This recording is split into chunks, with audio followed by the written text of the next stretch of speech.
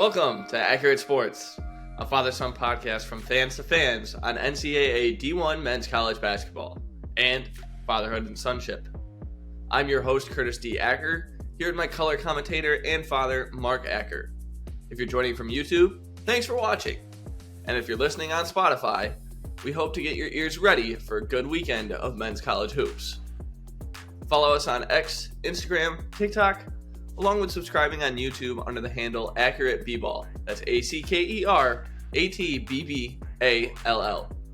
If you have stories that you'd like us to cover, or comments on what you'd like to see, or any other issue, please email accuratebball@gmail.com. That's the same spelling, ACKERATBBALL. On X and Instagram, you can find daily top 10 games of each day and final scores from each contest. Soon, I'll be releasing my own power rankings each week. Let us know if that's something you'd like to see from Mark as well. Soon on TikTok, I'll be releasing 30-second videos of game previews and game recaps, or just stories that go on along the week. Well, Dad, speaking of stories that get on along the week, we have what was quite possibly the best two teams in the entire country playing against each other this weekend. Purdue and Marquette, and it was mostly a dominating affair from Purdue, but Marquette came back strong towards the end of it. And I just want to talk about the first half real quick, because I felt like in the first half, Marquette's defense was just way too focused on Edey, and that really opened the door for other guys to take the charge early. Who'd you see really take off in the early minutes of that game? Right, no, you're absolutely right. I thought Marquette's strength on the defensive end certainly is that creating that chaos, pressuring the anybody who's got the ball and rotating very well to support their pressure that they create. Typically, right? That's the normal way, and like you said, they're focused on Edey. Yeah, and the guards for Purdue, all of them, really. I mean, the Smith Jones. They all work the ball, passing around the perimeter, and creating open space for themselves early on to create off of Edey. In fact, in the first 4 minutes of the game, Edey didn't even have a shot taken, and Purdue was creating good offense secondarily. So, it was really I think the whole set of Purdue's team lineup that was out there on the floor were good there. Right. And that ended up leading to Purdue getting their early lead, and they ended up winning 78-75 that game. And that was also their first ever Maui championship victory as well. And you talk about the guard play, I really enjoyed watching Lance Jones kind of thrive. He didn't do too much on the offensive end. He did have that crazy buzzer beater. Right at the second, tossed it from his own end and had the buzzer beater to start the end of halftime, going to halftime with some momentum. Who else did you really see thrive in that first half, or what was kind of the story of the first half for you? For me, I felt like Marquette was playing a little bit small, and I felt like they played better actually when they had their bigs in there. They had Oso in there, Iguodaro, Ben Gold, David Joplin, Christian Ross, and Tyler Kolek. I thought that was to me personally their best showing as far as when it came to defense. Or I'm sorry, not Christian Ross, Chase Ross. Chase Ross, right? Yeah, which he played fantastic defensively, I thought. Yep, exactly. And on the offensive end for Marquette, you saw in this game, Kolek really took over as a scorer, right, rather than a distributor. The previous game, he was more traditional point guard, dribble drive, but create for others. Also had a really big game, but offensively. And then in this game here against Purdue on Wednesday, he was driving nonstop and putting up some nice little baby hook layup shots and whatnot, and even didn't matter who was in his way there. He was really scored. I think he had 15 in the first half.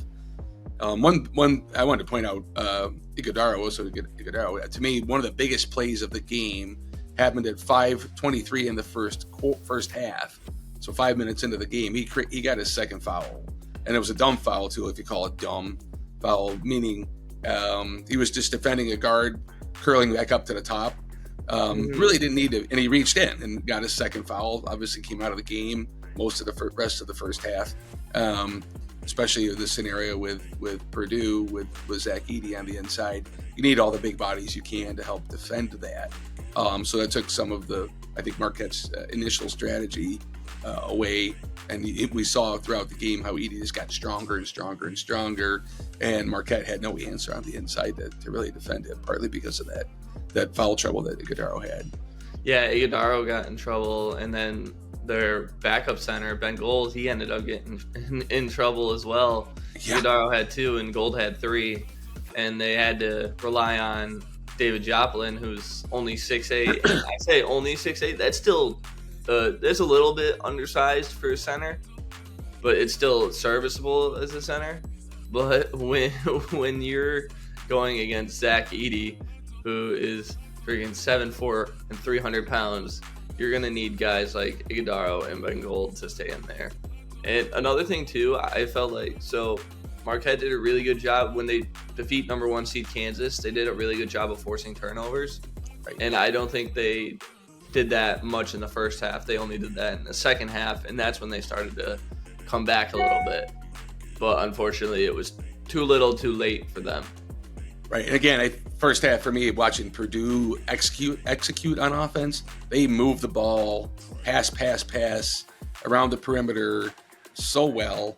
And then we saw in the second half, as you just said, part of that was they started dribbling more. I don't know why that was. Purdue did, rather than moving the ball in the air. So that was one thing that Purdue got away from a little bit. They did come back to it as the game went on towards the back half.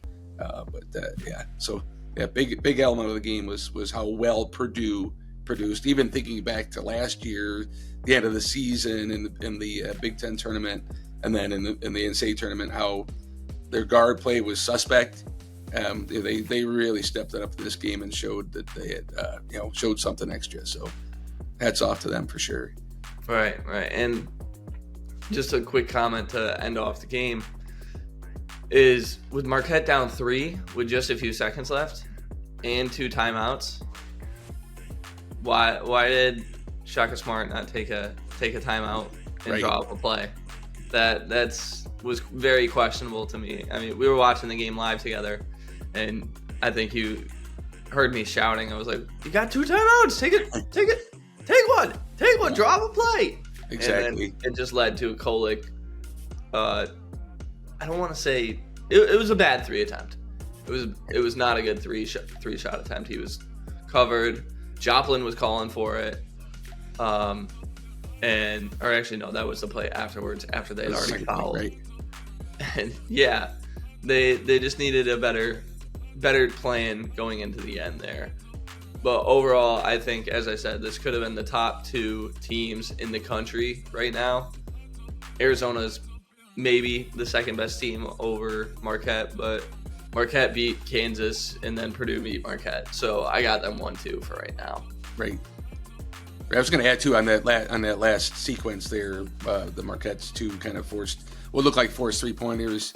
That's things in practice. You may even scenarios you break down, and maybe they predetermined, hey, if we're in this situation, let's just run. We'll take advantage of our speed and athleticism and try to create a bucket rather than settling it down and giving Purdue a chance to set up some defensive strategies around it. You never know. I don't know that factually, but that's stuff that does get practiced off ball or off hours and stuff too at times. So right. Well, top 3 scorers from the game were Zach Edey with 28, Braden Smith with 18, and Lance Jones with 11 for Purdue. And then for Marquette, Tyler Kolek with 22, Cam Jones with 17, and Oso Iguodaro with 16. Let's move on to just a quick recap from 3 other games of the week. And these games all took place yesterday. I know most of you were probably watching football yesterday, but it was a great day for college basketball. Colorado State, who's now 6-0, ended up beating the 8th seed Creighton 69-48, which is absolutely ridiculous for Creighton. Isaiah Stevens ended the game with 20 points and 7 assists. Then you got Ryan Kalkbrenner from Creighton, who was averaging 16 points. He only finished with 12 and 7 rebounds. Creighton was only able to shoot 28% from field goal. And I think it's without a doubt that Colorado State's going to be ranked this upcoming AP poll. Yeah, it would seem so, right? Like you said, it's 6-0 on just a monster win over Creighton. I didn't watch that game in particular, but so impressive. Obviously, just what the score ended up being. Statistically, the only other kind of team stat I thought that was interesting was Colorado State out-rebounded Creighton by 9, but 7 players had 4 or more rebounds. So what a team effort there. Very much so. That particular statistic. Right. And one other thing we thought was interesting tidbit for you fans out there, the Mountain West Conference, there is 5 teams ranked in Ken Palm's top 72, his rankings of kind of advanced stats and what those advanced stats mean. Even strength of schedules factored into that, for example. 5 teams in the top 72 in his rankings is one of those kind of industry advanced stats metrics that are out there. So the Mountain West has been good the past few years, but they're still getting better. They might be, with the Pac-12 disbanding, they might be the next Power 6 conference. You heard it here first, folks. Yes. We're the newsbreakers around here. The predictor, we got foresight around here. We'll call it that. Exactly. Let's move on to the next game. Villanova versus number 14, North Carolina at the Battle for Atlantis. In an OT game, which I watched, 83-81. Nova's Eric Dixon scored 34 points and had 10 rebounds, so a double-double.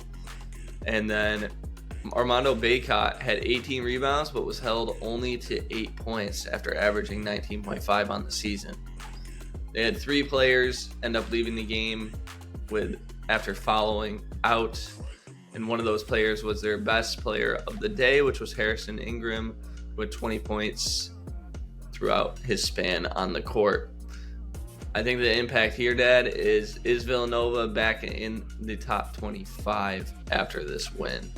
Right, exactly. Yeah, I mean, it's obviously a 2-point game in overtime, so it could have gone either way, but they've been pretty steady all year already, so I think it might give them the boost, obviously getting this championship win here. Right. I making my power rankings, as you know, yesterday, trying to formulate at least what that's going to look like, and Chopper's growling down there.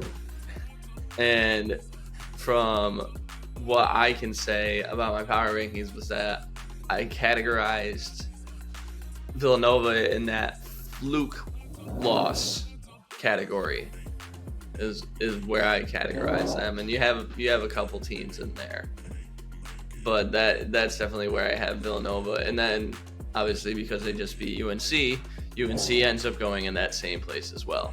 Right. And then let's move on to the last game, which is Memphis beating number 20 Arkansas. Memphis is also still undefeated, and David Jones carried them to the win in this one. He had 34 points and 5 steals, and he got a career high in points. And then for Arkansas, Khalif Battle had 21 points from off the bench, and he fouled out. So losing him towards the end of the game was good. And Dad, you were talking about how personally I think I'm starting to get to the point where I think Arkansas might be a fraud as far as the top 25 team goes. You were thinking, or you made a note about the depth of the team. What you see when you looked at the box score yesterday? For Memphis?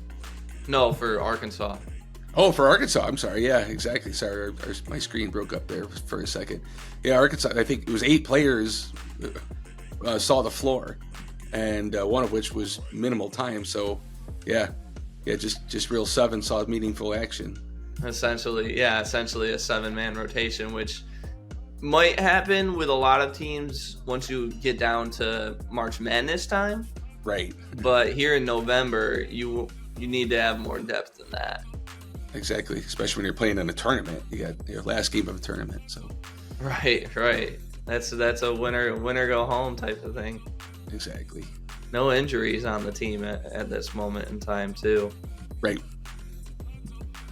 All right, let's it was some great ball yesterday, obviously, and the end pretty much the end of these early season tournaments. So it was great fun yesterday having turkey, hanging out with family or whatever food you had that day yesterday, and then watching NFL football tradition, but also a lot of college basketball was great.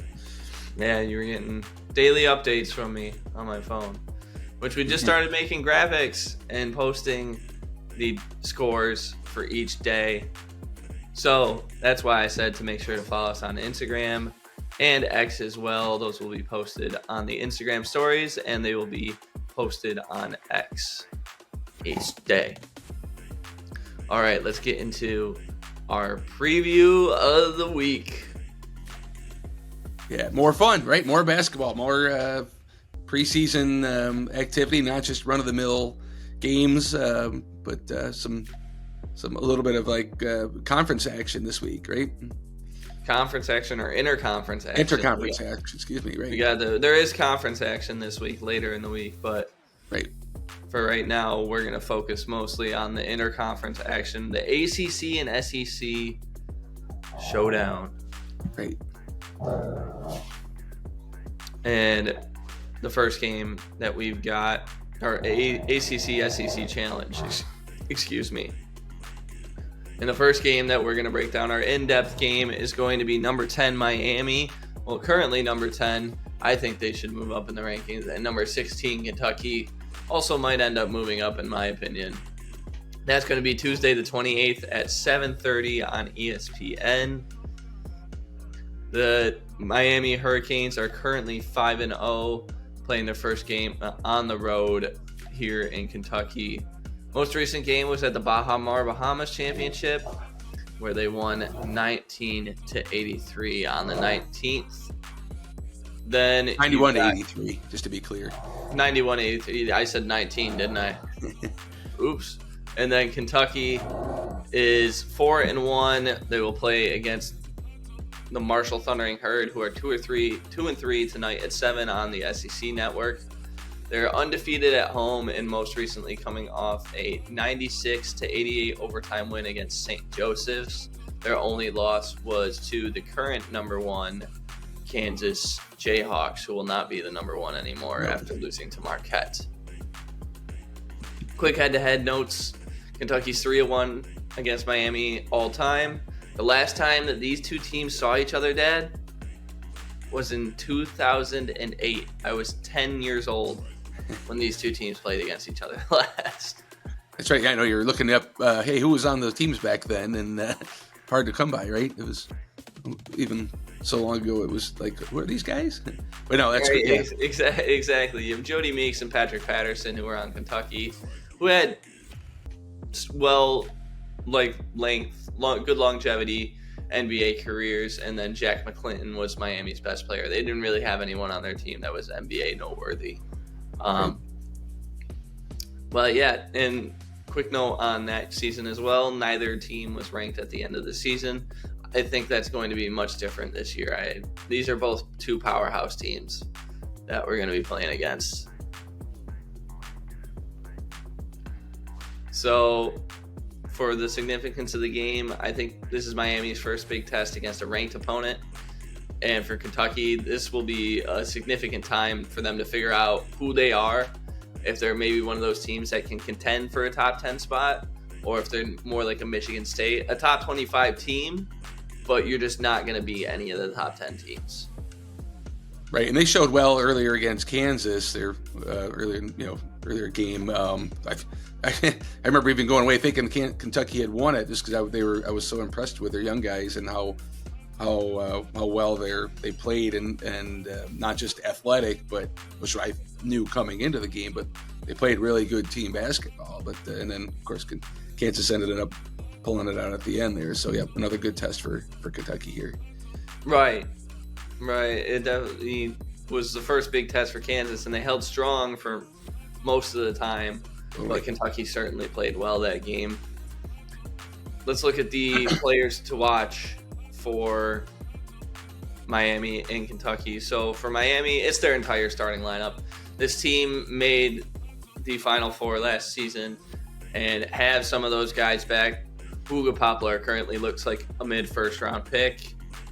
Matthew Cleveland from Florida State, Nigel Pack, North Chattanooga, as well as Bensley Joseph. All of these players are averaging at least 10 points per game. Then for Kentucky, I just said that Miami has 5 players averaging at least 10 points per game. Kentucky has 6. And this is a loaded NBA talented Kentucky team. You got Aaron Bradshaw and Justin Edwards, who are probably early first round selections. You got Robert Dillingham and DJ Wagner, who are probably later first round selections. And Antonio Reeves, who is their current leading scorer, might be able to sneak in the first as well if he continues the production that he's having. And then off the bench, you have Reed Shepherd coming in as well. So, I mean, we knew about the loaded freshman class coming in for Kentucky, but to have 6 guys with at least 10 points a game is absolutely absurd. I don't know how Coach Cal does it. He gets these groups of kids that are just not every year, of course, but several years and several eras of just loaded talent, and does a great job, obviously, molding them into good college players, good NBA players as well. So great to see again for that powerhouse program, Blue Blood. Yeah, for real. It's good because it seems like the last, I don't know, maybe 3 years, I would say, the traditional Blue Bloods, the Dukes and Kentuckys that were always number 1 seeds when I was growing up, like kind of into my teenage years, they were not those teams anymore. Kansas, yes, Kansas was still that team. Right. But even losing to the 8 seed Arkansas last year, Kansas, I guess, kind of wasn't. But it seems like your traditional Blue Bloods are starting to reshape themselves as those Blue Bloods with Duke and Kentucky. But maybe not the top teams. They're not. I still don't think they're full Blue Blood left. But we did talk about how Duke's getting Cooper Flagg next year and setting themselves up. They're not only getting Cooper Flagg too. They're setting themselves up to become a dynasty. Yep. Exactly. If you wanted to watch that, check that out. Go to our first podcast that we watched that we released 3 weeks ago. Yep. All right.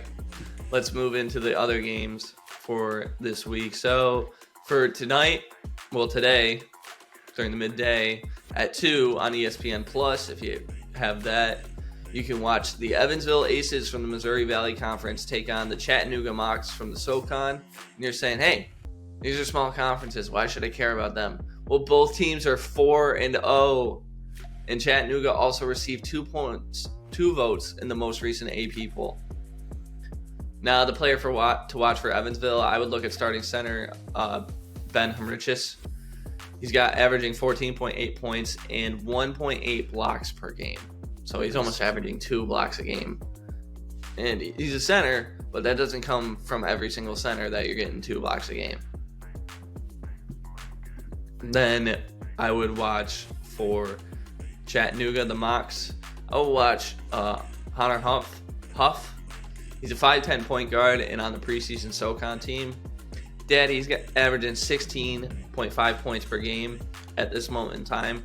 And he says that there's video proof that he can windmill dunk at 5'10". Maybe we'll see him break it out against Evansville. I don't know if that's coming out during a live game, but apparently there's proof of it. Come on, I'm 6 foot tall. I can't do that. Yeah, you also are. What? Have you been working on your bunnies at all? No.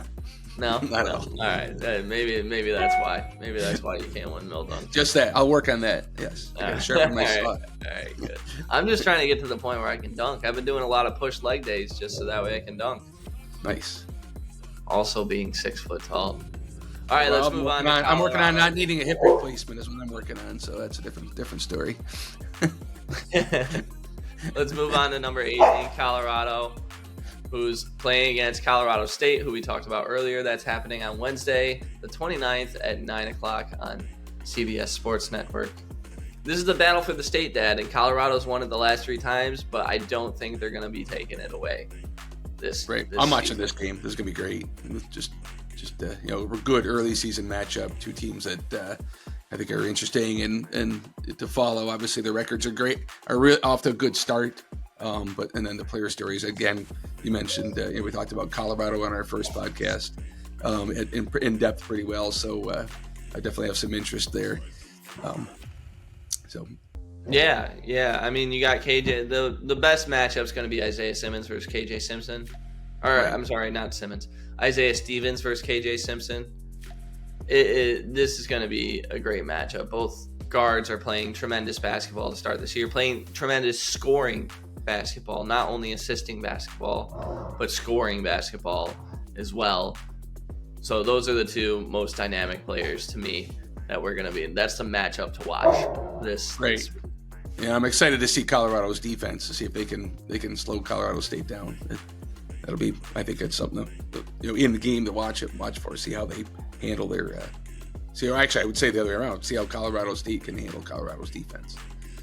Right, and Colorado State, keep in mind, is coming off a loss to Florida State, which is gonna end up pushing them out of the top 25. Colorado, you mean, right? Yeah, Colorado. Yeah, coming off that loss to Florida State, I think is going to push them out of the top 25. So, and with Colorado State very likely going into the top 25, this is going to be a big telling game for if Creighton's loss was just a fluke or not. Right. Because as of right now, it doesn't seem like it. Colorado State looks like they belong in the top 25. I watched them play against Boston College, and they looked good. Yep. All right, let's move on to the last game, which is happening on Tuesday the 29th. That is Clemson, who's 4-0, and number 17 currently, Alabama, who's also 4-0, playing at 9:30 on the 28th on ESPN. And this is part of the ACC-SEC challenge that we were talking about. Now, both are undefeated, barring Clemson doesn't lose to Alcorn State today and Alabama doesn't lose to Ohio State, which could happen. I think it's much more likely that Ohio State beats Alabama than Alcorn State beats Clemson. Yeah. Another bold prediction, folks. Right. No, that one's not that bold. I don't think either's going to happen, although Ohio State's only loss has come to a top 25 team. I think that both of these teams are going to be 5-0 by the end of the day. And I think the players to watch for this game are Mark Sears and Aaron Estrada. The guards for Alabama, they're both averaging over 15 points per game and shooting over 50% from 3 and from the floor, and over 80% from the line. So just really efficient basketball being played from the Alabama guards. And then those guards are playing great, but my most interesting matchup is going to be Grant Nelson, the transfer from North Dakota State, versus PJ Hall, the PJ Hall matchup that he has. Grant Nelson's a very athletic big man going against another very athletic big man in PJ Hall, who's currently leading the entire Clemson team at 19.5 points per game. So those are the players to watch. And then for this one, Clemson, I think, is teetering on that edge of getting into the top 25. Right. And if they're able to win this one, and it depends on what Ohio State does. If Ohio State beats Alabama, might have to reshuffle that. But at least for now, it seems like if Clemson's able to get that victory, then this is going to be a Clemson top 25. And Alabama, I don't think, actually belongs out of the top 25 if they lose either game this week, because Alabama is still a really good team, and they're a team to watch out for. All right, let's move into the staple, which is Acorn's Attick. Dad, what's our topic for today? So yeah, for today, the topic is sharpening the saw. What does sharpening the saw mean? Well, the actual true sharpening the saw, I think of it is like a chainsaw, where when you cut trees down, that saw blade wears off its strength and its ability to cut through trees. So sharpening the saw, meaning sharpening it to the point where it'll cut through a tree properly the next time you're out there cutting a tree. But how it relates to more of an individual, personal thing, or even interpersonal thing is and I'll relate back to the saw blade and sharpening it. If you wait for that saw blade to get very dull, sharpening it to the point where it cuts just as well, one, is much harder to do, but also along the way, think about that saw won't cut through as well, cut through as well, and it'll bind up. The trees won't go down as well. You got to work a lot harder for that. So again, relating it back to personal life, is sharpening a saw really means on a daily basis, putting habits in place to help keep your mind and your body and your soul and your spirit fresh. Doing it one day, doing it every day, doing these habits on a daily basis, just like sharpening the saw frequently and little bits at a time to keep it fresh, so it doesn't get bound up. That's really the whole topic here, is that habit.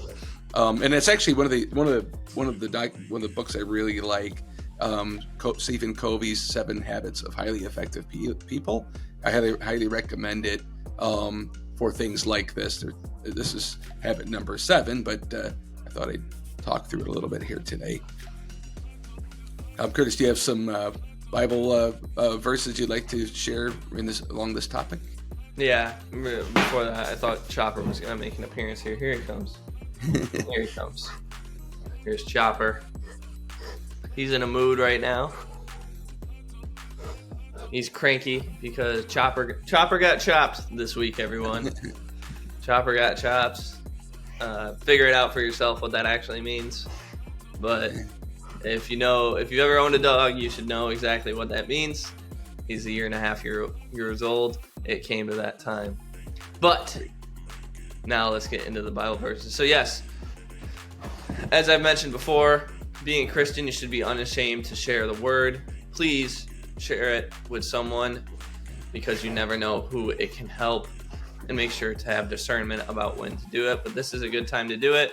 So around this topic, I got Proverbs 22:6.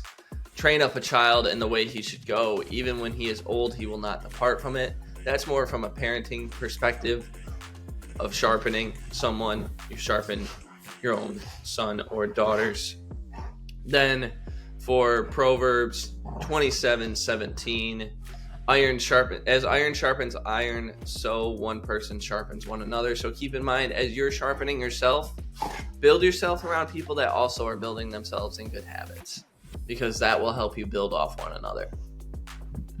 And then lastly here, I've got, all things are lawful for me, but not all things are helpful. All things are lawful for me, but I will not be dominated by anything. So that's that's 1 Corinthians 6:12. And that one's more just saying, even from a Christian perspective, for people that don't understand, they're like, oh, like all these rules and everything like that. It's like, no, Jesus forgave you, and all things are lawful for you to be able to do. They don't reside in God's law, but Jesus' mercy covers you. The blood of Christ covers you, and you technically can do whatever you want. You have free will to do whatever it is you please, but God says not everything that you want to do in your heart is actually going to help you. My way is what's going to help you. So that's what that verse more relates around, is that I know the way, you don't, so please follow me, so that way you actually get helped in your life, rather than you allow yourself to destroy yourself, which we see happen all too often with people. Right. And kind of back to the topic, and I know this is obviously one that you do, one habit you have to help sharpen your saw, to keep it fresh, is your daily reading, right? That you do. I think it's helped from, as you've explained, it really has helped keep you grounded. Hi, Chopper, and focused on the task at hand. I really, the habits that you create daily really help when you're busy. As a parent, I speak to this. Actually, I was telling my wife this morning that I'm going to do my 4th job today. And she's like, "What do you mean by that?" And I said, "Well, I have my regular work. I have a coaching job that I do. I'm also on our town board, and then this podcast and the efforts of that we're doing here with Acker at basketball and Acker at sports. So I have 4 jobs. It's a lot of stuff to do. So having good habits, keeping the little things in check along the way, eating well, getting good exercise, and focusing on getting good sleep and refreshing sleep, and being peaceful at mind with that while you sleep, so that you can be productive during the day with however many things you want to accomplish during that particular day or week or month, whatever your goals may be. So, right. That goes back to our controlling the controllables accurate. Exactly. Our acorns addict that we had a couple weeks ago. That's right. Yep. And I just wanted to share one sharpening the saw technique that I do. Everybody's is going to be different, right? You exercise, eat well, all that stuff. One thing that I do when I go to bed, and I don't always have to find one, but often what I do during the day, I'll summarize my day, kind of reflect, and then I go to sleep trying to think about just one item. And then typically what happens when I wake up in the morning, my mind is focused on that item, and often I get a solution to that item, right? You know that, right? I wake up and tell you something, so that I found out when we first talk in the morning. And even that's another habit that I really like is for you and I, that we talk every day, right? And I think that habit of mind, that activity, it keeps us sharp. This podcast, and as it's been evolving, from even just 4 short weeks of doing these, all those talks we have about, hey, we like this, we didn't like that, let's tweak it. All those little steps along the way lead to, I think hopefully improvement that we're sharing with others and that we're sharing with each other. So. Yeah, I think that's a good way to wrap up. Yep. That's really insightful there. And Chopper says it's time to wrap up as well, apparently. That's right. Time for a walk. So for everyone, follow us on X, Instagram, TikTok, along with subscribing on YouTube under the handle Accurate B-Ball. That's ACKER ATBBALL. If you have stories you'd like to see us cover or improvements that you'd like to see, please email us once again at accuratebball@gmail.com. That's ACKER ATBBALL@gmail. If you want to get daily updates from top 10 games of the day or final scores from each contest, follow us on X and Instagram. Soon I'll be releasing my own power rankings. Let us know if that's something you want from Mark as well. And soon on TikTok, possibly Instagram and X as well. And maybe even YouTube Shorts. We'll be releasing, or I will be, 30-second videos on game previews, game recaps, or just general stories throughout the week in college basketball. For Mark and myself, signing off here. Stay blessed.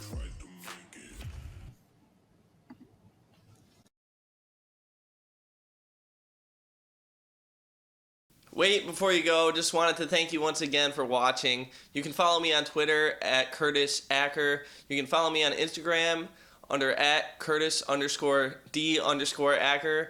Also subscribe to my other YouTube channel, Curtis D. Acker, all together.